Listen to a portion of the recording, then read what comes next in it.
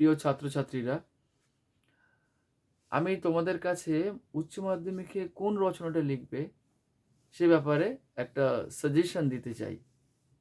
দেখো, উচ্চ মাধ্যমিকে তোমরা প্রবন্ধ লিখবে এবং এই প্রবন্ধের নম্বর হচ্ছে 10, যেটা বিগেস্ট নাম্বার।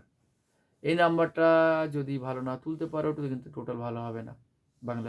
বাংলায় টোটাল যদি ভালো না হয় তাহলে একদম গ্র্যান্ড টোটাল খারাপ হয়ে যাবে। দেখো, 4 রকম প্রবন্ধ থাকবে। যেরকম ক্লাস 10-এ তোমরা লিখেছিলে একটা রচনা যে দ্য টাইপের, উইদাউট এনি ক্লু হিন্টস একটা দিয়ে দেবে। প্রথম রচনাটায় প্রথম যে প্রবন্ধটা ঠিক এরকমই থাকবে, যেখানে কোনো হিন্টস বা ক্লু থাকবে না। এটা লেখার দরকার নেই। নাম্বার 2, দেখবে বিতর্কমূলক একটা প্রবন্ধ দেবে। কোনো একটা টপিক দিয়ে তোমাকে তার সপক্ষে বা বিপক্ষে বলতে হবে। আমার সিদ্ধান্ত যদি গ্রহণ করো তাহলে তোমরা বিতর্কে যেও না, অতএব এটিও বাদ দাও। 3 নম্বর প্রবন্ধ যেটা, সেটা হচ্ছে গিয়ে বক্স সিস্টেম।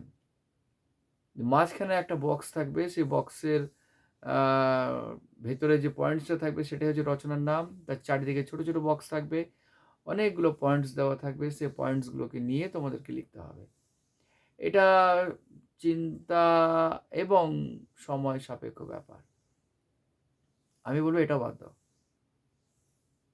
লিখবে 4 নম্বরটা, যাতে কোনো হেডেক নেই। একদিনের জন্য হয়তো রচনা না পড়লেও, প্র্যাকটিস না করলেও চলবে। সেটা কিভাবে? যে কোনো একজন বিখ্যাত ব্যক্তির দেখবে আত্মজীবনী লিখতে দেবে। সেখানে হিন্টস দেওয়া থাকবে, জন্ম তারিখ, মৃত্যু তারিখ, বাবার নাম, মার নাম, কর্মজীবন ইত্যাদি। এই যে পয়েন্টসগুলো দেওয়া থাকবে, এই পয়েন্টসগুলোকে ধরে তোমরা লেখো। প্রবন্ধে কিন্তু পয়েন্টস হয় না, প্যারা মেনটেন করতে হয়। কার সম্বন্ধে লিখতে হবে তার নামটা দিয়ে দেবে, সেটাই হয়ে গেল প্রবন্ধের নাম। এবার ধরে নাও 8টা 9টা পয়েন্টস দেওয়া আছে, তুমি 3টে করে পয়েন্টস করে নাও। 3টে মোট 3টে পয়েন্টসে লেখো, 9টা পয়েন্টস লেখা হয়ে যাবে। এবং আমাদের পরিচিত মনীষীদেরকে নিয়েই লেখা হয়। এটা সহজ ব্যাপার। যদি তুমি অতিরিক্ত তার সম্বন্ধে কিছু 2-4 লাইন জানো তো লিখে দেবে। যদি না জানো তাতে ক্ষতি নেই। যে পয়েন্টসগুলো দেবে সেগুলোকে সম্পূর্ণ বাক্যে লিখবে। খেয়াল রাখবে, ওখানে কিন্তু সম্পূর্ণ বাক্যে থাকবে না, হিন্টস বা ক্লু আকারে থাকবে। প্রত্যেকটাকে সম্পূর্ণ বাক্যে সুন্দর করে লিখতে হবে।